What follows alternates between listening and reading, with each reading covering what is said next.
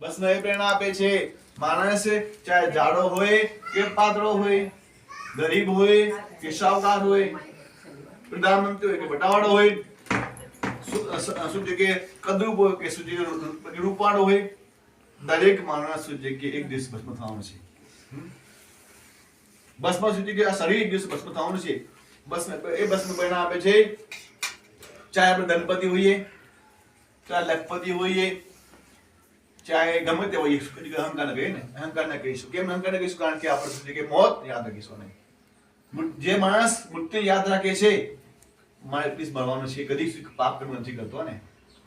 જે મોતને યાદ રાખે છે, ખબર નથી મોત બધાની સવાલ, પણ જે માણસ મૃત્યુને યાદ રાખે છે એ માણસ કદી પણ કોઈ પાપ કર્મ, કોઈ ખોટું કામ કરતો નથી. ને બસ પ્રેરણા આપે છે ને. શું બસ પ્રેરણા આપે છે? કરશો કર્મો જેવા આજે, છેલ્લી ક્ષણમાં એ દેખાશે.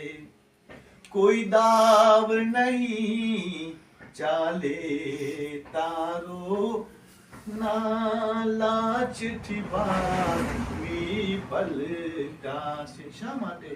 હર પળ ઉતરે છે કર્મોની વીડિયોનો વિચાર કરો. હર પળ ઉતરે છે કર્મોની એ વીડિયોનો વિચાર કરો.